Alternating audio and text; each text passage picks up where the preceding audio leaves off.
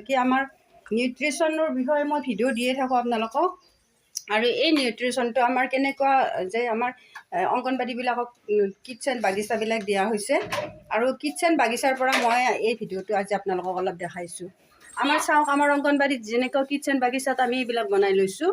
নৰসিংহ, নেচেৰাটো এডাল দিলে আমাৰ বহুত 4-5ডাল মানে সপ্তাহত আমি ছিঙিব পাওঁ। এটা পৰিয়ালৰ হৈয়ে যায়। আৰু চাওক, জিকাটো আমি এডাল গাছ ৰুলে আমাৰ জিকা 2-3টা আমাৰ হৈ যায়। এটা পৰিয়ালৰ কাৰণে আমাৰ সপ্তাহত হয়। এনেকুৱা ধৰণৰ আমি প্ৰেক্টিকেলি আজি ভিডিঅ'টো আপোনালোকক আগবঢ়াইছোঁ। আৰু এই ছজিনা আমাৰ এই যিটো অংগনবাড়ী কেন্দ্ৰ থাকে আমাৰ ওচৰত, যদি আমি ৰুই দিওঁ ছজিনা গছডাল আমাৰ হৈ যায়। আৰু এই ছজিনা গছডালৰ পাতবিলাক যথেষ্ট পৰিমাণে ভিটামিন যোগায়। আৰু আপোনালোকে মোবাইলত মাৰিলে পাব। মই এইটো বিষয়ে বেছি বৰ্ণনা নকৰোঁ, যিহেতুকে আজিকালি মোবাইলত সকলোবিলাক আপোনালোকেও পাই থাকে আৰু আমিও পাইছোঁ। গতিকে সেইবিলাক বেছিকৈ নকওঁ, কিন্তু আমি কৈছোঁ কি যে অংগনবাড়ী কেন্দ্ৰত যেনেকৈ আমি আশে পাশে এই বস্তুখিনি নিউট্ৰিশ্যনৰ বস্তুখিনি পাইছোঁ, বা ভেবেলতাটো কোনো ধৰণৰ তাত বেছি মাটি নালাগে, ঠাই নালাগে, এডাল গছত হৈ যায়। আমি যদি ছজিনাডাল ৰুইছোঁ তেতিয়াহ'লে তাত যদি আমি ভেবেলতাডাল উঠাই দিওঁ হৈ যায়। গতিকে আমি এনে ধৰণৰ বস্তুখিনি উৎপত্তি কৰি নিজেই ল'ব পাৰোঁ।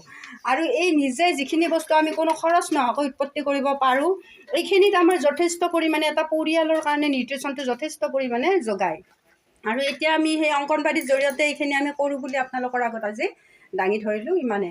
আৰু তাৰোপৰি আমাৰতো ভিটামিনবিলাক আমাক লাগিবই। বাচ্চা বা আমাৰ কিশোৰী মাকবিলাক সকলোকে, পৰিয়ালৰ প্ৰত্যেকজন ব্যক্তিকে এইবিলাক বস্তু আমি নিয়মিতভাৱে ব্যৱহাৰ কৰিব লাগে। এইবিলাকত হয়তো আমাৰ পইচা পাতি অলপ খৰচ হয়, কিন্তু আমাৰ এই যিখিনি আমি দেখাইছোঁ, এইটো ছজিনা হয় আৰু এইটো খুতুৰা শাক হয়।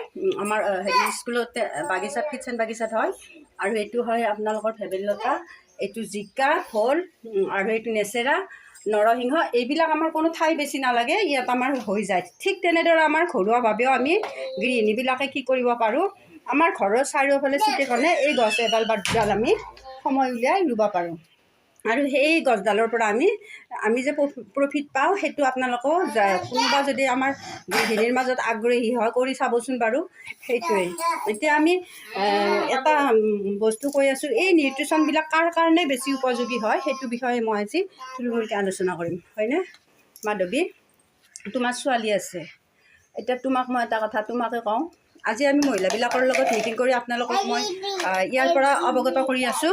এতিয়া আমি মহিলা, আমাৰ কিশোৰী এটা কি হয়, কিশোৰী এটা বোৱাৰী হয়। যেতিয়া কিশোৰীটো মাকৰ ঘৰত বেছি নিউট্ৰিশ্যন নাপায় বা নাজানে খাবৰ কাৰণে বা নাখায়, তেনেকুৱা বিভিন্ন কাৰণত কি হয়, আমাৰ কিশোৰীজনী যেতিয়া বোৱাৰী হয়, বোৱাৰীবিলাকৰ কি হয়, চেহেৰাবিলাকো বেয়া